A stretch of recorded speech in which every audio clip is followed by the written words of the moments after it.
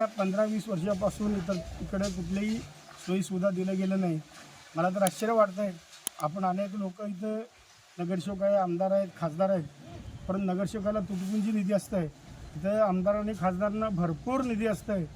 यामध्ये जिल्हा नियोजन समितीच्या याच्यामधनं पैसे मिळते, नगरोत्थानमधनं मिळते, विशेष अनुदानातून मिळतं आहे, मुख्यमंत्री उपमुख्यमंत्री यांच्या विशेष अनुदानातून पैसे मिळत असतात.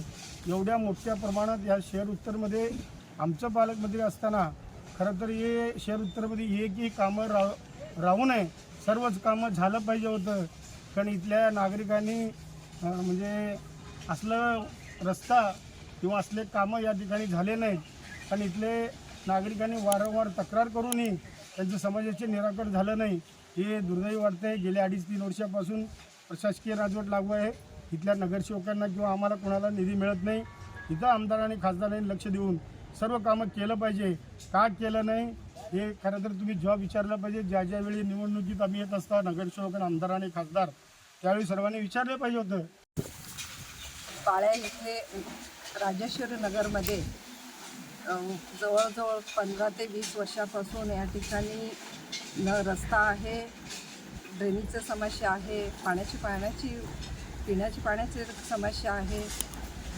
मला ज्यावेळेस माहिती झालं त्यावेळेस मी गेल्या महिन्यापासून मी पत्र देते आयुक्तांच्या आदेशानंतरसुद्धा या ठिकाणी काम होत नसेल तर हे एक दुर्दैवी आहे.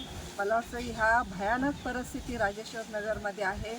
अनेक नगर या ठिकाणी आहेत, त्या नगरातसुद्धा ही अशीच परिस्थिती आहे. तर जेणेकरून जे काही आयुक्तांची त्यांची जे अंमलबजावणी जर खालच्या अधिकाऱ्यांनी जर वागत नसेल तर हे एक सोलापूरकरांचं दुर्दैवीच म्हणावं लागेल.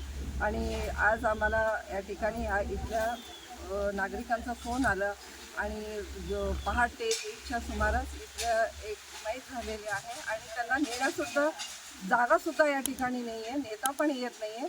त्या परिस्थितीत फोन आल्यावर आम्ही थोडी सगळ्या अधिकाऱ्यांना फोन करून मुरुम आणि कडी घालायचे प्रयत्न आपण या ठिकाणी करतो आहे.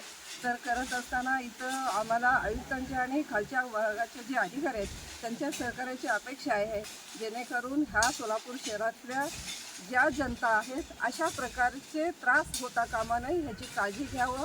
गेल्या कित्येक वर्ष झालं त्याच्या ह्या भागातले लोक आणि महिला माझ्या भगिनी आहेत ते सुद्धा त्रस्त आहेत आणि वारंवार ड्रेनेजचं ह्या या ठिकाणी समस्या आहे.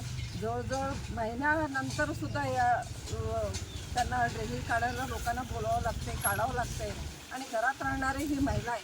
अशा पद्धतीने त्रास होत असेल तर हे दुर्दैवी आहे.